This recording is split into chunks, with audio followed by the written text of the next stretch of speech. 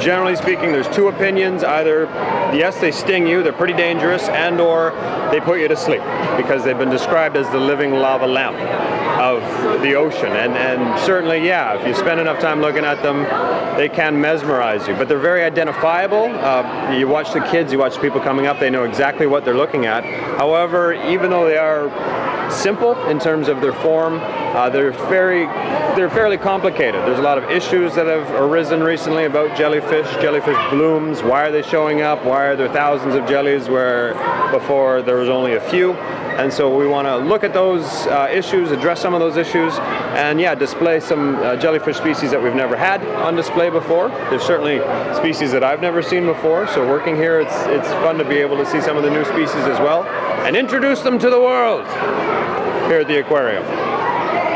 Locally, if you've ever been swimming and found a jellyfish, that's usually the first reaction. You see a jellyfish, let's get out of here, I'm done.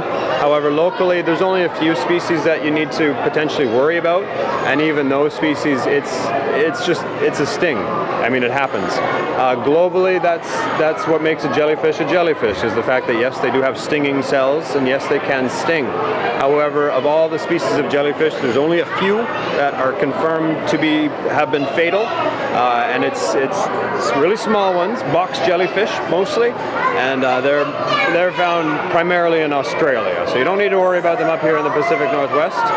Most of ours are fairly harmless.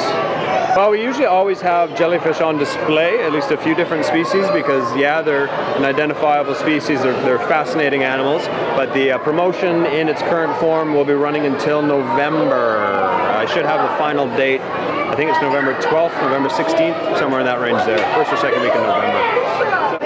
I'd be lying if I said I knew where everything was and have seen everything myself, because it's a grand reveal the morning of. Everything's been covered up with curtains and pipe and drape, and so we want to make it a surprise for everyone, and even for the staff as well. It takes us a while to walk around.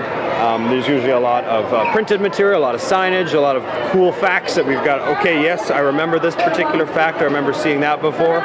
And so it takes us a while as well just to make sure we know everything that's on display as well. But in terms of the crowds that are walking, and especially the kids, it's great to watch them come up, and usually means we have to clean the bottom of the exhibits a few times a day because their faces and their hands are pressed up against the glass, but that's part of the fun of working here.